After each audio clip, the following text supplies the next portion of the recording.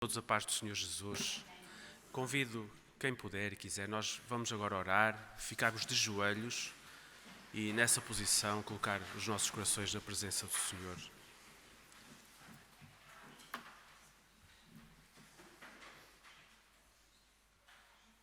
Senhor nosso Deus, nós clamamos a Ti pelo poder que há no sangue de Jesus e dessa forma apresentamos as nossas vidas diante de Ti, pedindo o Teu perdão, que uma vez mais os nossos corações, as nossas mentes sejam lavadas, transformadas, a nossa comunhão restaurada contigo, Senhor.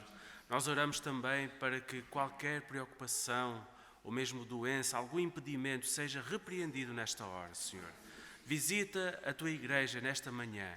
Nós oramos, Senhor, no nome de Jesus. Amém, Senhor Deus. Amém. Vamos ficar sentados e louvar o Senhor com um hino. Pelo sangue de Jesus eu clamo.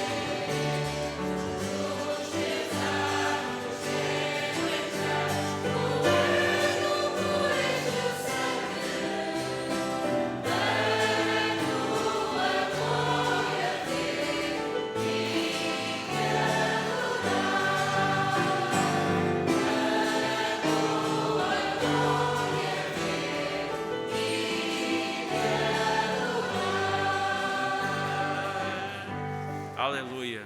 Bendito seja o Senhor. Outro louvor, em vez da glória, a cruz. Vamos louvar o Senhor ainda com este hino.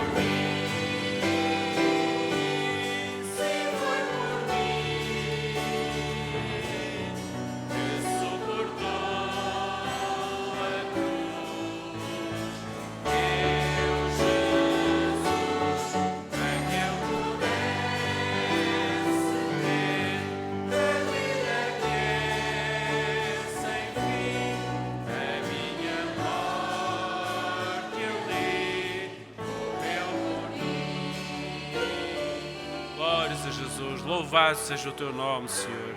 Bendito e exaltado seja o Senhor. Glórias a Jesus. Aleluia. Bendito seja o Senhor. Graças a Deus. Eu vou pedir a 2 irmãos em orações breves que possam glorificar o nome do Senhor. Aleluia, Senhor Deus. Graças a Deus.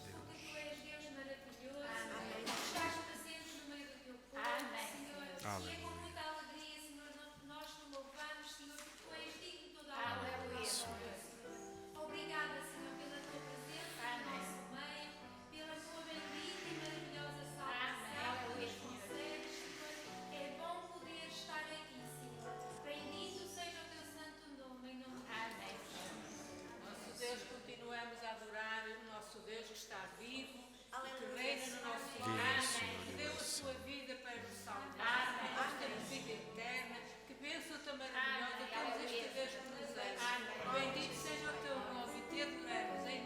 Aleluia, glórias a Jesus. Bendito seja o nome do Senhor. E eu convido os irmãos a ficarmos de pé e vamos louvar o Senhor com um hino que diz: bom é louvar ao Senhor.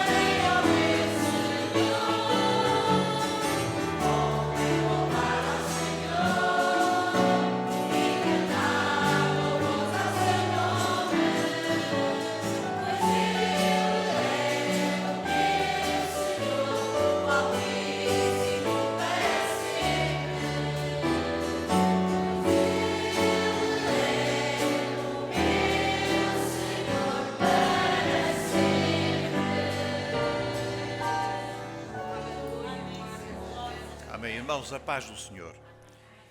Nós vamos hoje iniciar uma pequena série sobre aquilo que nós chamamos cristianismo bíblico.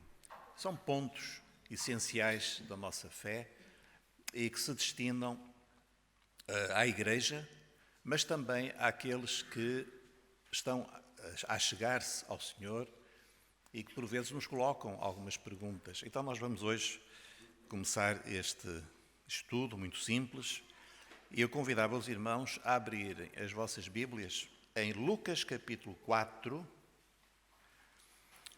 os versículos 31 e 32. Lucas capítulo 4, 31 e 32. E nós lemos assim: E Jesus desceu a Cafarnaum, cidade da Galileia, e os ensinava nos sábados, e admiravam a sua doutrina, porque a sua palavra era com autoridade.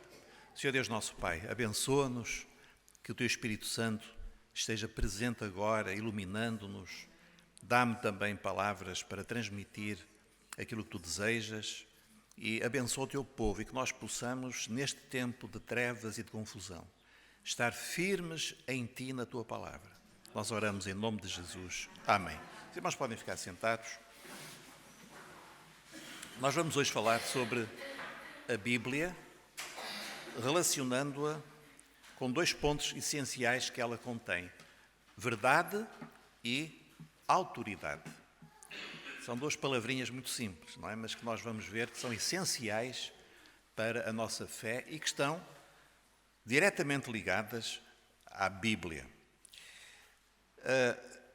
Outro texto que nós, além deste que nós lemos, que nós devemos conhecer bem, encontra-se em 2 Timóteo 3,16, onde nós lemos assim: toda a Escritura é divinamente inspirada e proveitosa para quatro coisas não está lá escrito, mas são quatro coisas: para ensinar, redarguir, quer dizer, dar resposta às perguntas, para corrigir e para instruir em justiça. Não é? Então é uma palavra que nós queremos deixar aqui com os irmãos sobre a Bíblia. Verdade e autoridade estão intimamente associados. E sempre na palavra de Deus nós encontramos essa ligação, como nós vemos particularmente na pessoa do Senhor Jesus.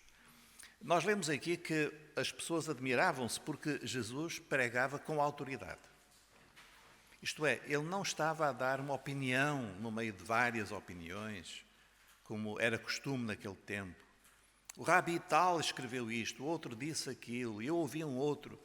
Não, ele falava com autoridade. Porquê é que ele falava com autoridade? Porque ele falava a verdade. E uma verdade que era indiscutível e era exclusiva. Esta palavra exclusiva é muito importante, os irmãos já vão ver porquê. Hoje, irmãos, nós também só podemos falar do Evangelho com convicção se nós estivermos perfeitamente certos de que ele é verdadeiro. Se nós não tivermos a certeza, mas será que é? Será que não é?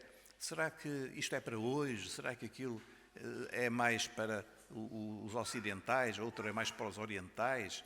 Ou era para a civilização ali do Médio Oriente? Há muitas coisas que as pessoas colocam e que as impedem de aceitar a verdade das Escrituras. Ora, então nós precisamos de ter a certeza da verdade. Agora, atenção, irmãos, quando eu falo em verdade, eu estou a falar da verdade da Bíblia e da verdade de Deus. E nós temos, por isso, hoje que entender muito claramente que nós temos de ser governados pela palavra de Deus. Há coisas que nós temos assumidas, das quais nós nem temos consciência e que governam a nossa vida. Podemos lhe chamar pressuposições. Uma pressuposição é uma coisa que nós aceitamos automaticamente como sendo verdadeira.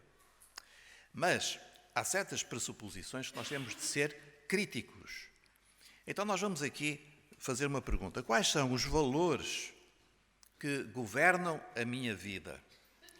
Se nós perguntássemos assim de uma maneira muito geral, nós podemos distinguir aqui onde nós nos encontramos, em Portugal, valores, vamos chamar assim, da sociedade ou da cultura em que nós vivemos, que são valores que de facto variam com o tempo e variam com o espaço, com o lugar.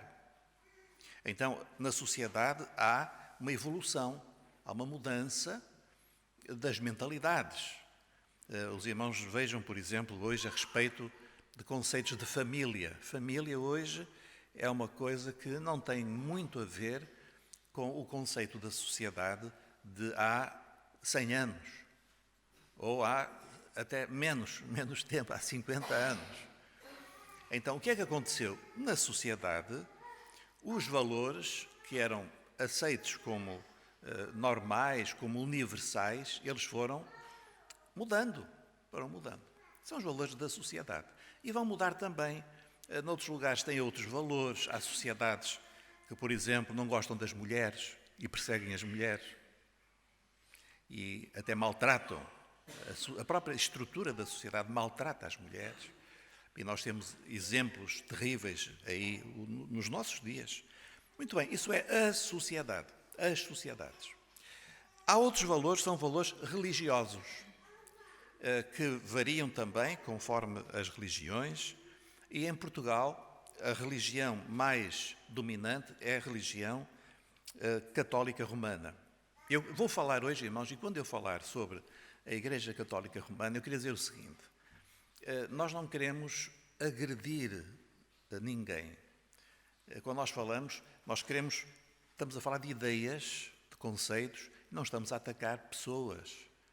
Todas as pessoas são estimáveis, Deus ama a todos, então nós não estamos a falar contra pessoas, nem temos nenhuma acidez para falar mal, mas nós estamos aqui a discutir ideias, a apresentar ideias. As nossas ideias são as da Bíblia. Então, nós hoje temos muitas ideias aí fora que são religiosas. Por exemplo, não precisamos nos preocupar muito com a eternidade, porque Deus é bom e salva todos.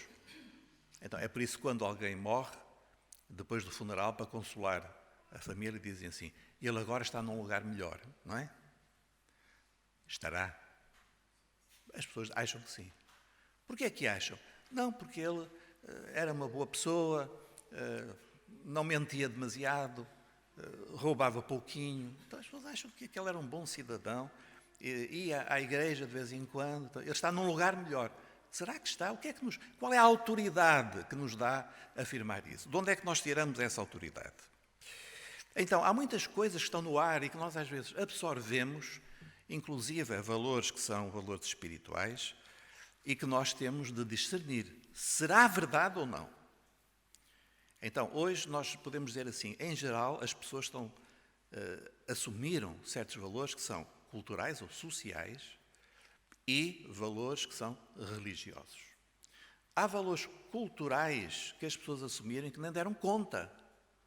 Por isso é que se chama isso pressuposição. Não é? Uma pressuposição, para quem estudou um bocadinho de lógica, é isto. Se eu perguntar assim: olha, o João já deixou de bater na mulher? Bom, há aqui uma pressuposição. Qual é? É que ele batia na mulher. Já deixou? Se a pessoa disser não, é porque ele continua. Se disser sim, continua na mesma. Ele batia na mesma na mulher.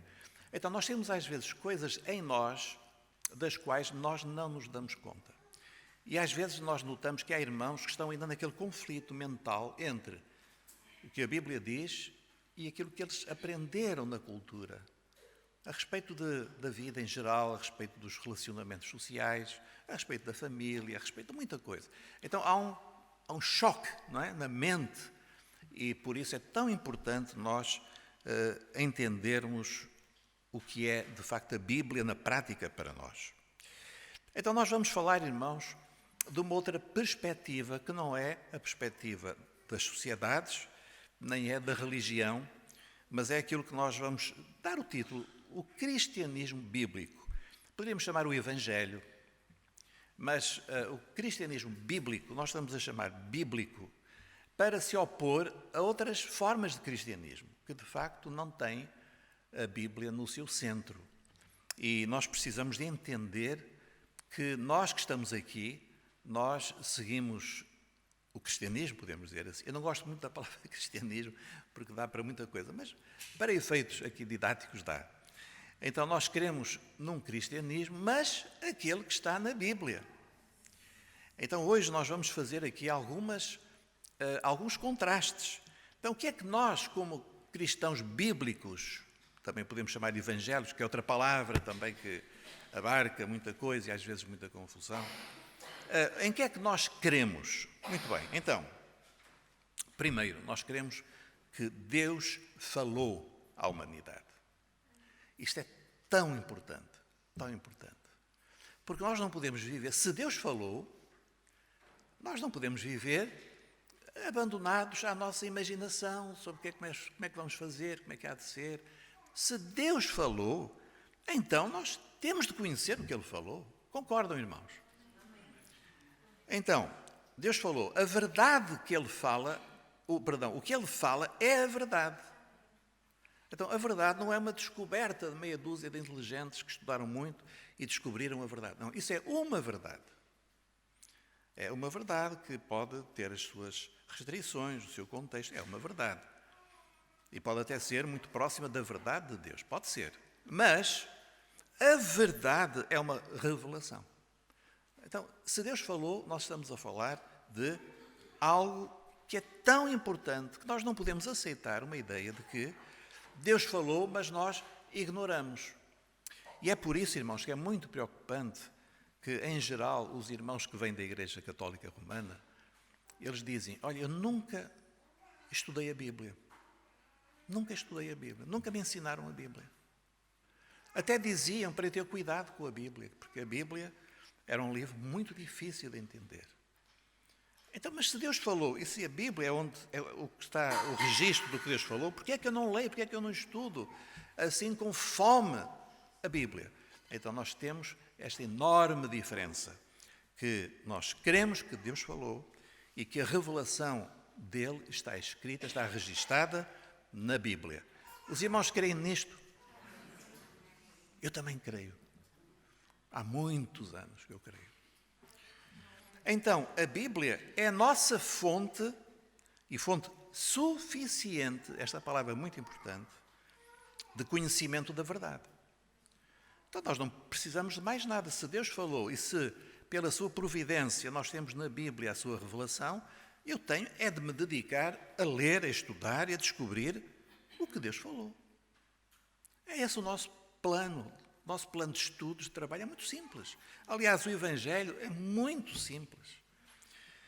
E por isso, irmãos, porque é a verdade que nós temos na Bíblia, ela é a única autoridade sobre a nossa fé.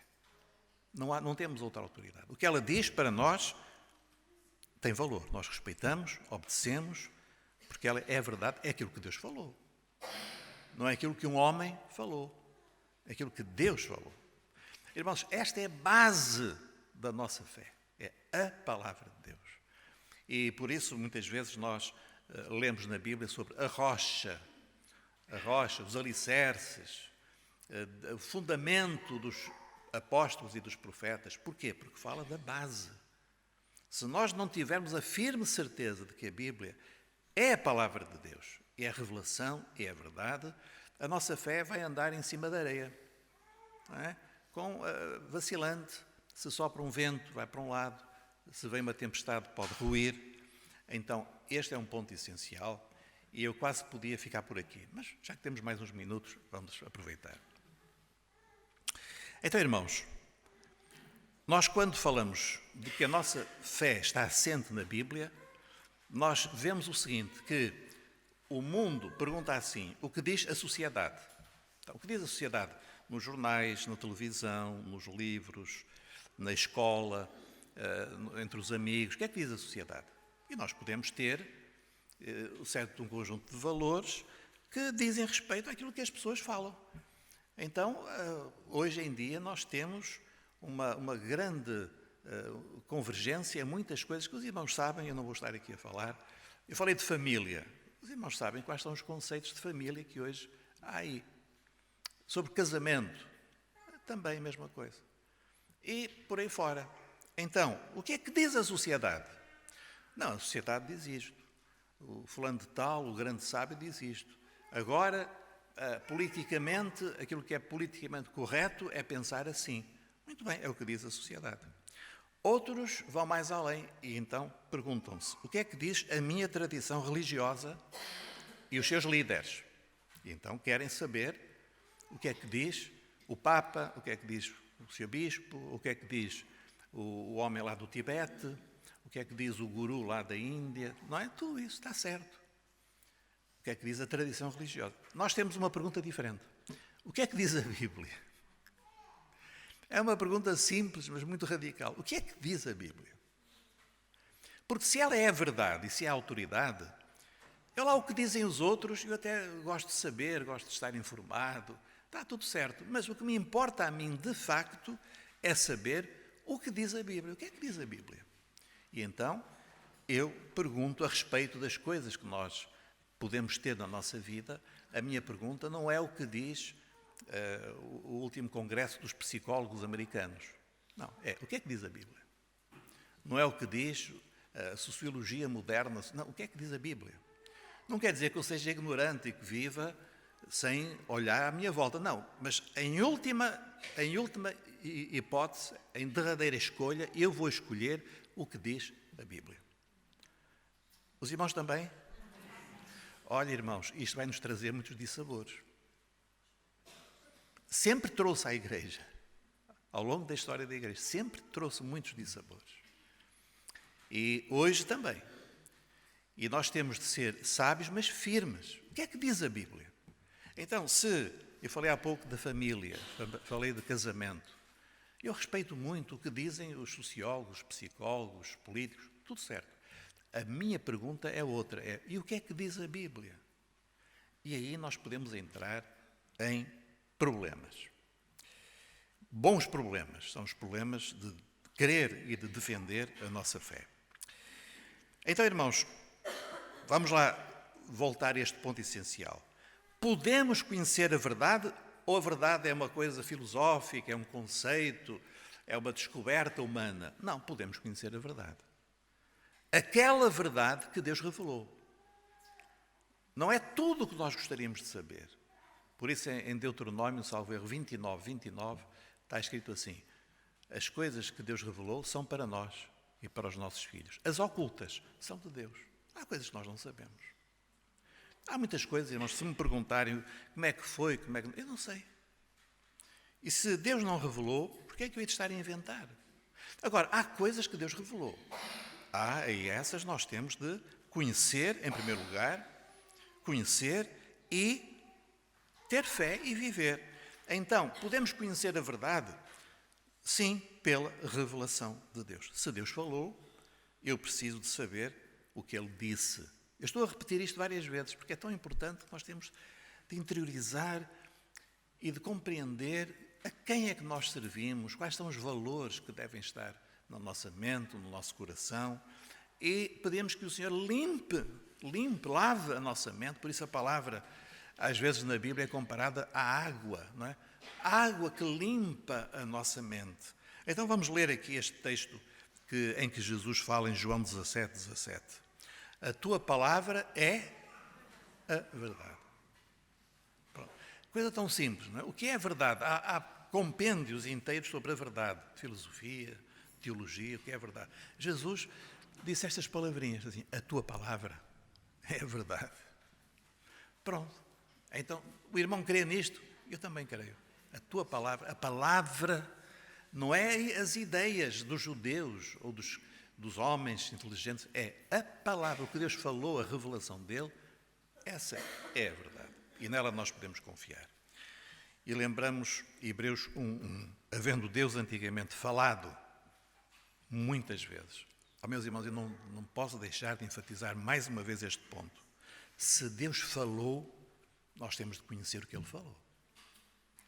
Seria uma tolice e um orgulho sem sentido nós querermos viver como se Deus não tivesse falado nada e começávamos a fazer perguntas a que Ele já respondeu. Então nós temos de conhecer o que Deus falou. Deus falou muitas vezes e de muitas maneiras aos pais pelos profetas. E a nós falou-nos nestes últimos dias pelo Filho. Então, quando nós falamos em cristianismo bíblico, o primeiro ponto é este: Deus falou.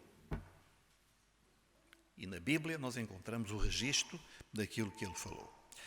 Agora, irmãos, sabemos que a Bíblia, ela é tão importante que ela própria nos chama a atenção de como ela surgiu de uma maneira sobrenatural. Por exemplo, nós lemos aqui: toda a Escritura é divinamente inspirada e proveitosa para ensinar, para redarguir, para corrigir, para instruir em justiça. Reparem o que é que o apóstolo Paulo diz: toda a Escritura é divinamente inspirada. Quer dizer, há aqui um milagre, há aqui uma ação sobrenatural. Foi o próprio Deus que, pelo seu Espírito, soprou esta verdade que Ele queria transmitir à humanidade. Então, a Bíblia é um milagre, em muitos aspectos é um milagre. A profecia nunca foi produzida por vontade de homem algum, mas os homens santos de Deus falaram inspirados pelo Espírito Santo. A mesma mesmo conceito da inspiração. É o sopro do Espírito. Então, a Bíblia não é, por exemplo, Paulo, que se sentou um dia lá no escritório dele, sentou-se, e disse assim, ora bom, vamos cá escrever um bocadinho sobre salvação. O que é que será a salvação? E começou a pensar, e começou a escrever a carta aos Romanos. Para já, 2/3 daquilo que Paulo escreveu foi na prisão. O escritório dele era a prisão. Mas não, irmãos, ele sentiu-se levado pelo Espírito. O Espírito Santo fez algo único. A Bíblia é algo único, que foi uma ação sobrenatural de Deus. Então, a Bíblia é o registro da revelação de Deus à humanidade. É por isso que um cristão bíblico não só tem a Bíblia, mas lê a Bíblia, estuda a Bíblia. Eu queria perguntar hoje aos irmãos se os irmãos leem a Bíblia. Leem a Bíblia. Ainda têm esse hábito de ler a Bíblia. Quando nós lemos a Bíblia, nós estamos a ouvir Deus falar. Não é? Por isso nós precisamos ler. Ler com inteligência, ler com entendimento. Ler a Bíblia, porque nela está contida a verdade, e se nós vivermos a verdade, isso vai dar uma grande saúde à nossa vida. Nós vamos ser muito abençoados, porque o que é falso não abençoa. Pode ser agradável, pode ser popular, mas não dá vida. Só a verdade é que dá vida.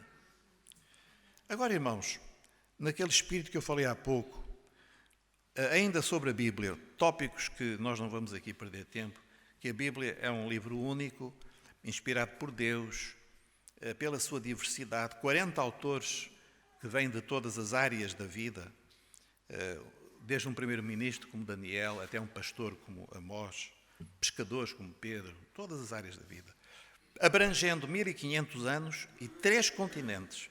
Então, os escritores da Bíblia são muito diferentes, mas todos eles se unem, parece um puzzle.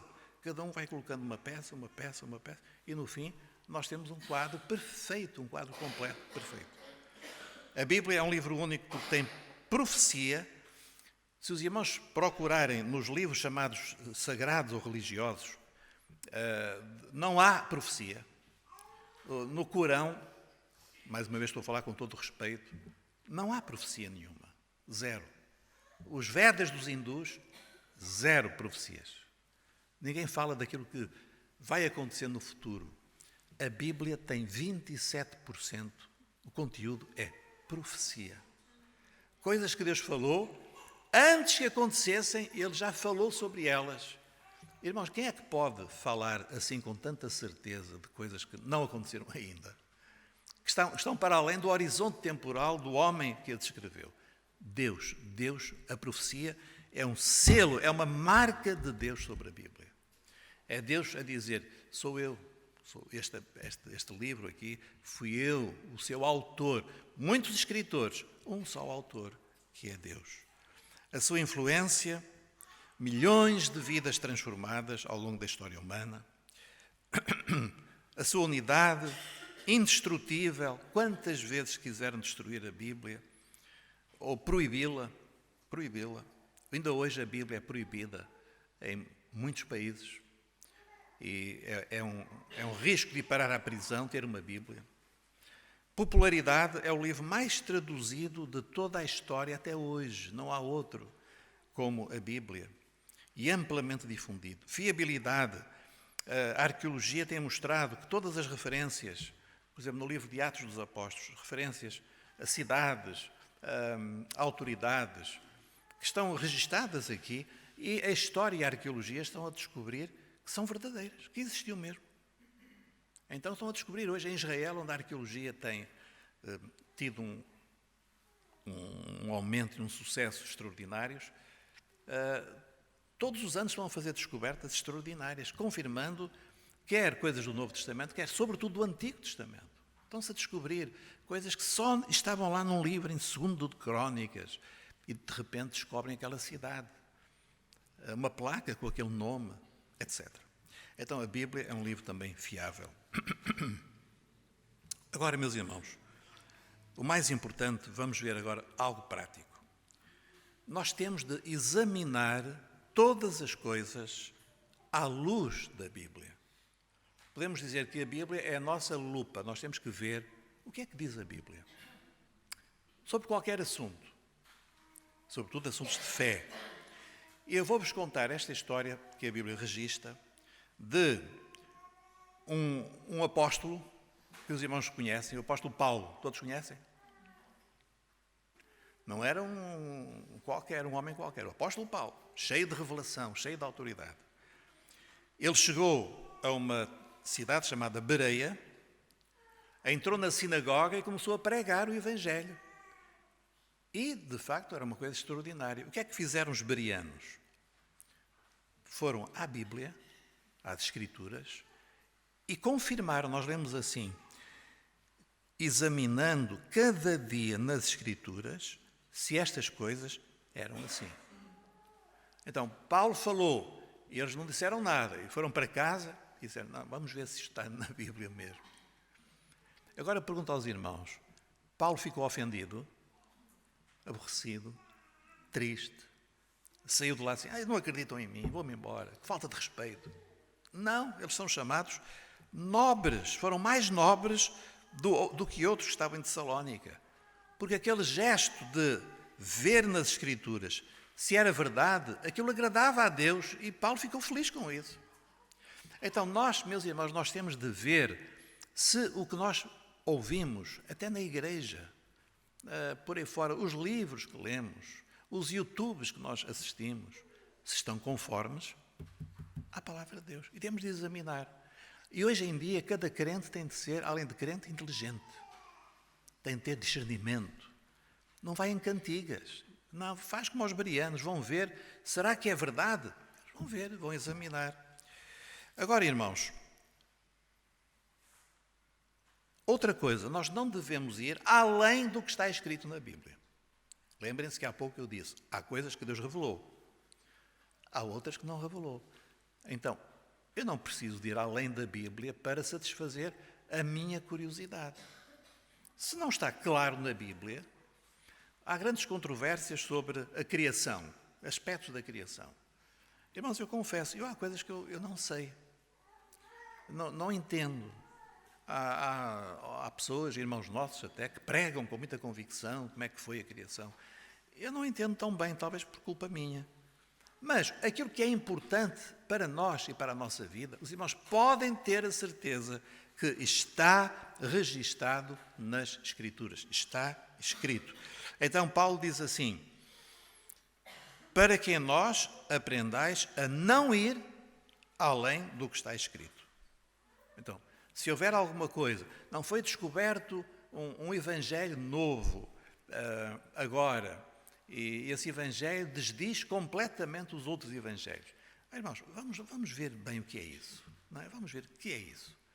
Não, mas é também agora, temos de incorporar isso na nossa doutrina da igreja. Irmãos, nós já temos a palavra de Deus que a igreja aceitou há muitos anos, há séculos, e nós temos de ter esta inteligência de não nos deixarmos enganar e de não irmos além do que está escrito. Agora, vamos voltar à questão do cristianismo do nosso país, que é a Igreja Católica Romana, com todo o respeito, estamos a discutir ideias, eu tenho muitos amigos que são católicos, os irmãos também, mas até para nós podemos explicar a nossa fé. Em que é que o cristianismo bíblico difere do cristianismo católico, da variante católica do cristianismo? Bom, nós temos como única regra, autoridade de fé, a Bíblia. E a Igreja Católica Romana tem a Bíblia? Tem. Mas também tem o magistério da Igreja, já vamos entender o que é, e tem também a tradição da Igreja. Então, estamos a ganhar 3-1. Nós só temos só temos a Bíblia. A Igreja Católica Romana tem 3. Tem a Bíblia, o magistério da Igreja e a tradição da Igreja. Muito bem.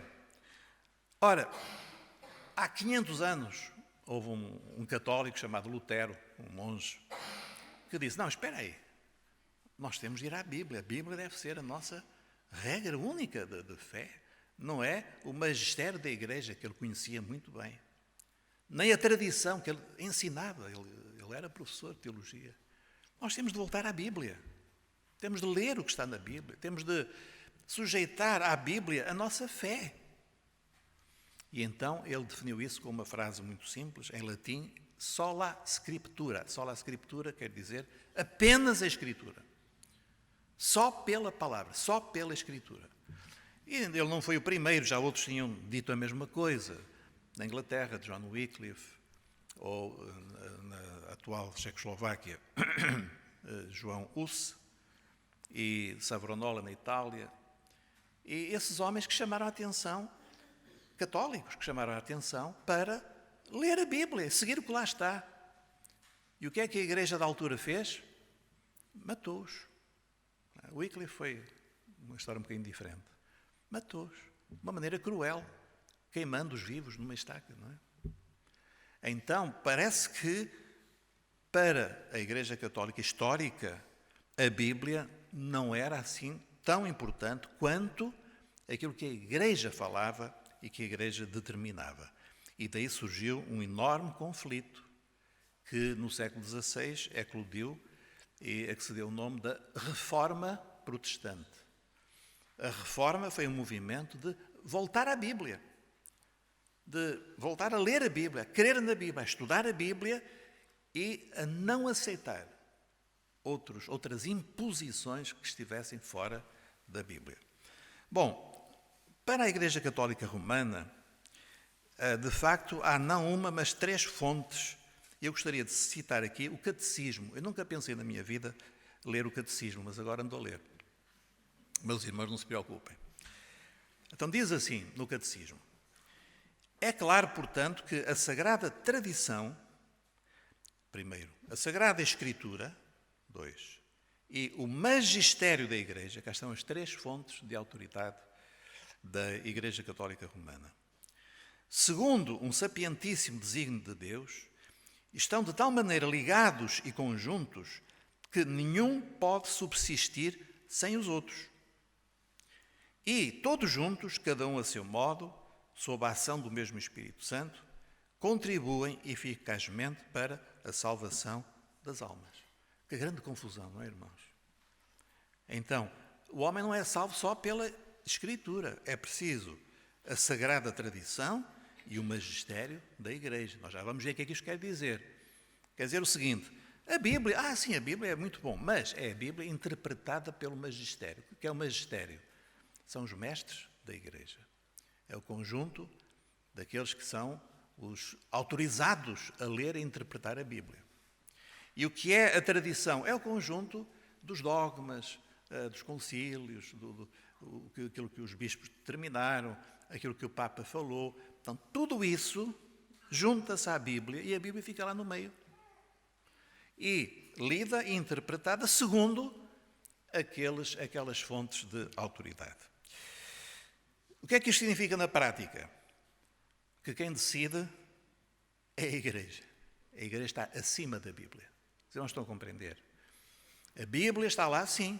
Se nós perguntarmos aos nossos amigos católicos, nós também temos a Bíblia. Sim, mas a Bíblia está debaixo da autoridade da Igreja. Ora, há aqui um erro. É ao contrário. A Igreja é que está debaixo da autoridade da Bíblia. E a Igreja deve seguir e obedecer àquilo que diz a Escritura. Ora, então nós lemos sobre o magistério da Igreja. O que é o magistério? Nós lemos também no Catecismo.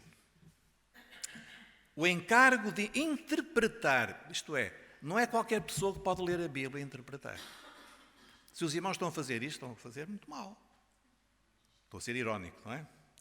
Porque o encargo de interpretar autenticamente a palavra de Deus, escrita ou contida na tradição, foi confiado só ao magistério, só aos especialistas. O povinho não tem capacidade, não tem conhecimento para entender a Bíblia, cuja autoridade é exercida em nome de Jesus Cristo. Onde é que nós lemos isto na Bíblia? Lado nenhum. Isto é, então, o que é o magistério? São os bispos em comunhão com o sucessor de Pedro, o bispo de Roma. Portanto, os bispos ligados ao Papa é que podem interpretar a Bíblia. O povinho não. Nós não. Nós não temos esse direito, essa capacidade. Bom, a tradição tem o mesmo valor da Bíblia. Então nós lemos agora do Concílio do Vaticano II, que foi nos anos 60, não é? E que é considerado um concílio avançado, progressista. Vamos ver o que é que diz. Assim acontece que a Igreja não extrai a sua certeza sobre todas as verdades reveladas apenas nas Sagradas Escrituras. Lembra-se o que é que a Reforma dizia? Só a Escritura, só a Escritura. Não é apenas pelas Escrituras. Portanto, tanto a Escritura quanto a tradição devem ser aceites e honradas com sentimentos iguais de devoção e reverência. Então, aquilo que Deus fala e que está registado na Bíblia deve ser recebido com a mesma devoção, a mesma fé que os dogmas do Papa Pio, não sei o quê, por aí fora. Irmãos, eu nem faço mais comentários, que os irmãos já compreenderam como isto se distancia da palavra de Deus. Ora, vamos ver o que é que a Bíblia diz sobre a tradição. Porque deixando o mandamento de Deus, retendes a tradição dos homens. Tendo cuidado, para que ninguém vos faça presa sua, por meio de filosofias e vãs subtilezas, segundo a tradição dos homens, segundo os rudimentos do mundo e não segundo Cristo. Ainda palavras de Jesus, e dizia-lhes, bem validais o mandamento de Deus para guardardes a vossa tradição. Há uma tradição boa, é a tradição dos apóstolos, que escreveram a palavra de Deus, inspirados pelo Espírito Santo. Agora, tradições dos homens, irmãos, o que disse Santo Agostinho, eu quero lá saber, irmãos, o que disse Santo Agostinho. A não ser que eu tenha uma insónia e queira ler alguma coisa dele para ver se durmo. Agora, para guiar a minha vida? Não, irmãos, guiar a minha vida é a Bíblia, é a palavra de Deus. Então, é isto que nós temos de entender. Há um irmão que escreveu assim, parece que estou a atacar a Igreja Católica, não estou a falar de ideias, não é? De ideias. Muitas doutrinas católicas romanas, tais como a do purgatório, por exemplo, purgatório. O purgatório existe na Bíblia. Alguma vez a Bíblia fala sobre purgatório? Se os irmãos ainda vierem daqui a uns domingos, eu vou falar sobre isso. Orações aos santos, aos mortos. Onde é que a Bíblia fala que os mortos ouvem as nossas orações? Adoração ou veneração a Maria, que é um problema gravíssimo em Portugal, até tenho medo de ir preso ao falar disto. Tem pouca ou nenhuma base nas Escrituras, mas são baseadas apenas nas tradições da Igreja Católica Romana. Mas como a tradição e a Bíblia são iguais, então para a Igreja Católica tem o mesmo valor. Essencialmente, a posição da Igreja Católica Romana de negar só a Escritura e a sua insistência em que tanto a Bíblia quanto as suas tradições sagradas se equivalem em autoridade, enfraquece a suficiência, a autoridade e integridade da Bíblia. Irmãos, colocar a tradição a par da Bíblia, mais vale rasgar a Bíblia, porque não tem valor nenhum. Se o que eu vou seguir é a Bíblia, se a Bíblia estiver de acordo com a tradição. Se não estiver de acordo, não interessa. A visão que se tem das Escrituras está na raiz de muitas, se não todas, as diferenças entre católicos e protestantes. Então, os irmãos, aqueles que não sabiam, já sabem. Se alguém perguntar assim, qual é uma diferença entre vocês? Vocês têm a mania que são isto e aquilo. Qual é a diferença? Não é que a nossa fé está baseada apenas na Bíblia. Sim, nós também. Não, vocês têm a Bíblia interpretada pelos bispos da Igreja e ainda acrescentam tradições que ao longo dos séculos se foram acumulando. E olha, irmãos, há muitos católicos que vão dizer assim, eu não sabia isso, porque nunca ninguém lhes disse. Há muitos católicos que gostariam, sinceros, que gostariam de saber e não sabem. Ok. Agora, irmãos, a Bíblia foi ocultada, foi escondida durante muito tempo.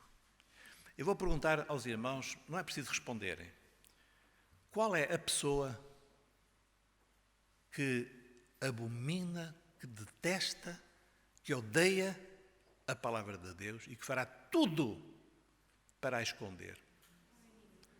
Não é preciso responder. Por outro lado, qual é a arma que o cristão, o crente, tem e que pode derrotar as trevas?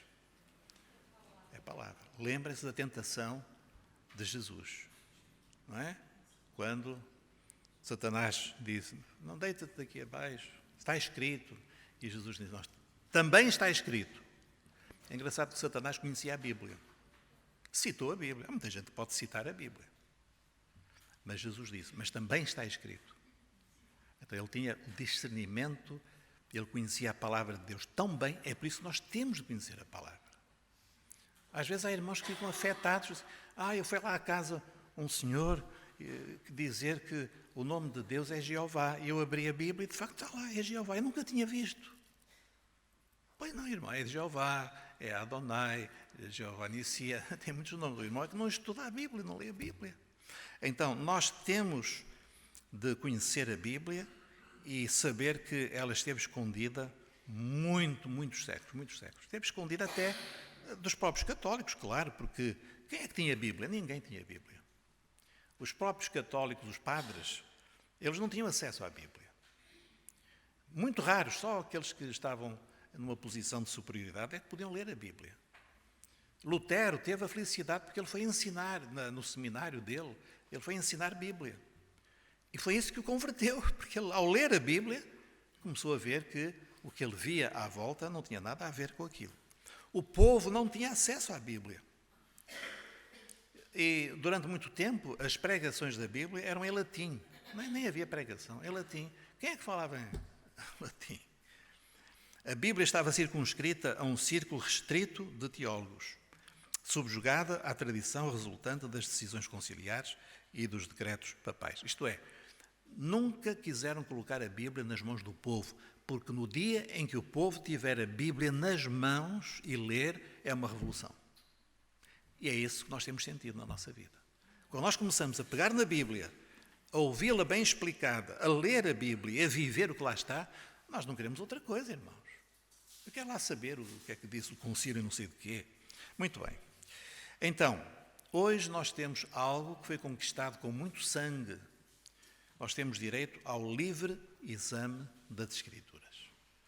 O livre exame das Escrituras quer dizer o seguinte: todo crente pode e deve ler a Bíblia, todo crente, incluindo os mais humildes. No início da nossa igreja em Lisboa, uma das primeiras conversões foi de uma senhora já idosa, que a primeira coisa que ela quis fazer quando se converteu, uma experiência extraordinária, foi aprender a ler. E ela disse, porque eu quero ler a Bíblia.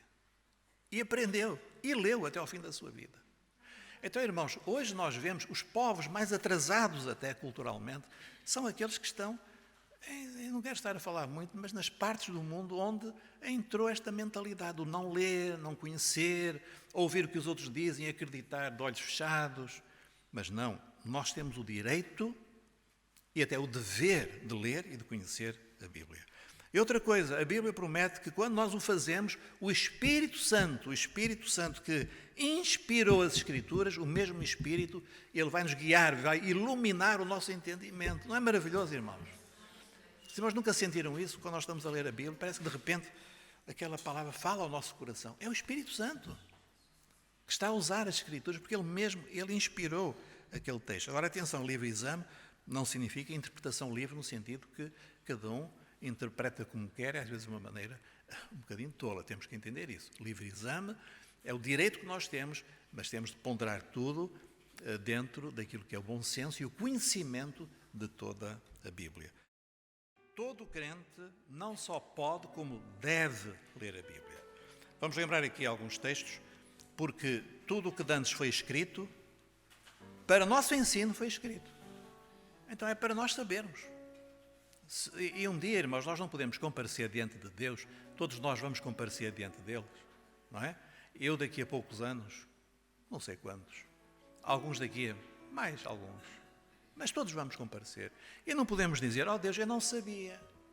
E o Senhor vai dizer assim, não sabias? Então, eu dei a minha palavra tão clara e tu não sabias. Nunca quiseste ler, nunca te interessaste. Então, nós temos que ter cuidado, irmãos. Tudo o que antes foi escrito, para nosso ensino foi escrito. Persiste em ler, exortar e ensinar até que eu vá. Examinais as Escrituras, porque vós cuidais ter nelas a vida eterna. E são elas que de mim testificam. Lâmpada para os meus pés é a tua palavra e luz para o meu caminho. Amém, irmãos? Então, a Bíblia ela é muito preciosa para nós. E o Espírito Santo dá-nos entendimento. Chama-se isto o ministério da iluminação das Escrituras. Ele ilumina as Escrituras. Abre tu os meus olhos para que eu veja as maravilhas da tua lei. Promessa de Jesus, mas quando vier aquele Espírito de verdade, o Espírito Santo, ele vos guiará em toda a verdade. Porque não falará de si mesmo, mas dirá tudo o que tiver ouvido e vos anunciará o que há de vir.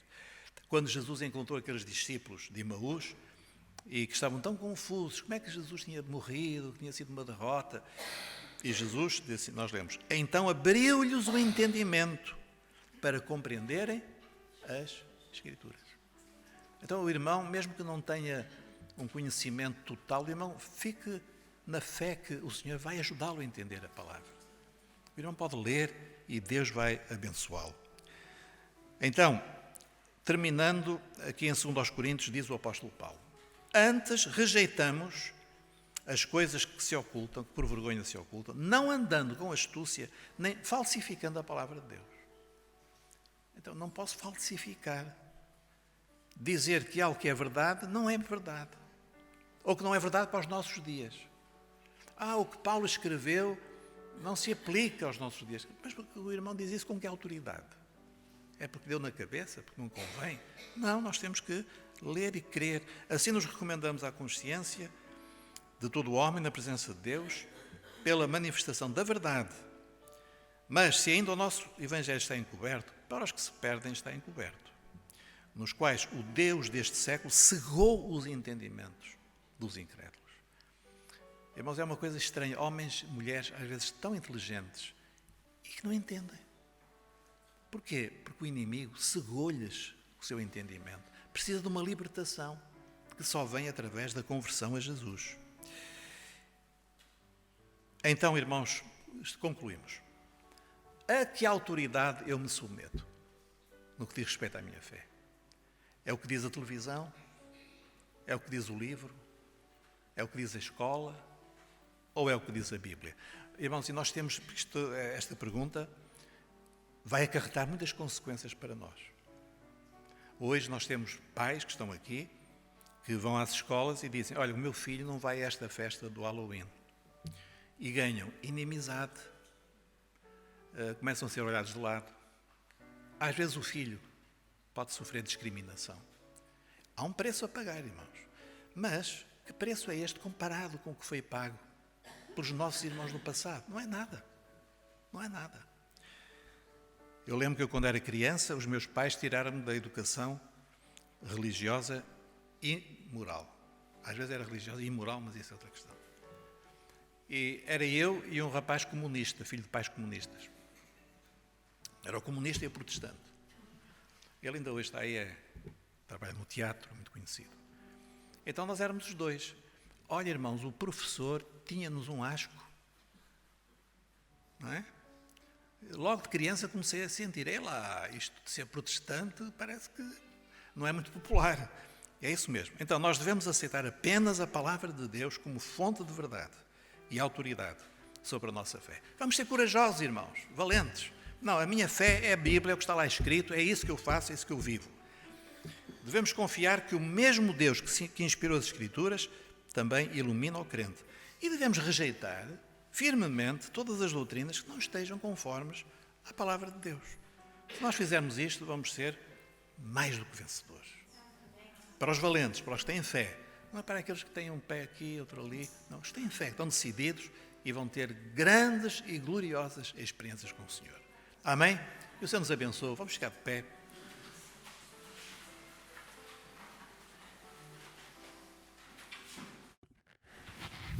As crianças entram. Queres concluir, Davi? Queres concluir tu?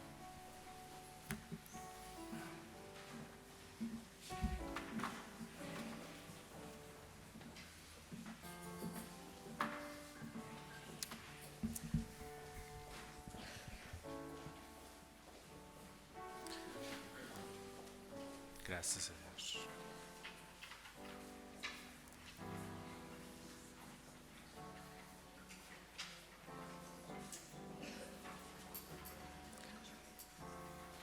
Já temos cá os nossos irmãos mais novos. Eles têm algum louvor para partilhar connosco?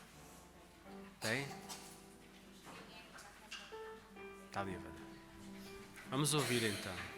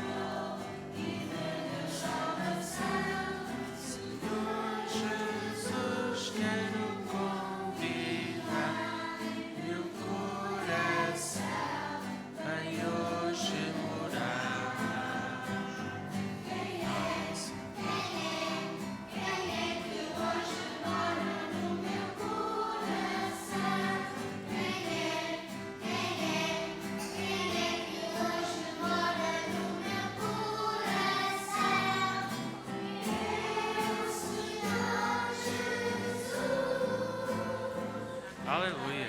Glória ao nome do Senhor. É o Senhor Jesus, não é? Que mora no coração. Os adolescentes, eles têm algum louvor hoje? Não? Têm que ensaiar aquele que ficaram da semana passada, não é? Amém. Vamos louvar o Senhor e agradecer a bênção que Ele hoje nos tem dado. Senhor Deus, nós te bendizemos e te agradecemos a tua presença, a tua palavra, que é tão importante para nós, é a fonte da nossa vida, da nossa saúde. Nós te louvamos também porque ao longo da nossa vida tu tens batido à porta e aqueles que têm deixado entrar hoje são felizes. Nós somos felizes. Glória ao nome do Senhor. Nós te adoramos, Senhor, pela tua presença, pela tua manifestação no meio da tua igreja, do teu povo. Bendito e exaltado sejas tu, Senhor. Aceita a nossa gratidão e adoração em nome de Jesus. Amém. E agora em teu nome dizemos que o amor do nosso Deus e maravilhoso Pai e a graça e a salvação do Senhor Jesus Cristo, seu Filho, e as consolações e o poder do Espírito Santo sejam, irmãos, com cada um de nós, até à volta muito breve de Jesus. Amém. Amém. Os irmãos podem sentar, o nosso culto está terminado.